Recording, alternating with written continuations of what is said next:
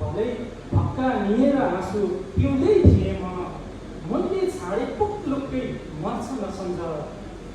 फाटिएको यो मन मुटु सिउँदै थिएँ भलै भक्का निएर आँसु पिउँदै थिएँ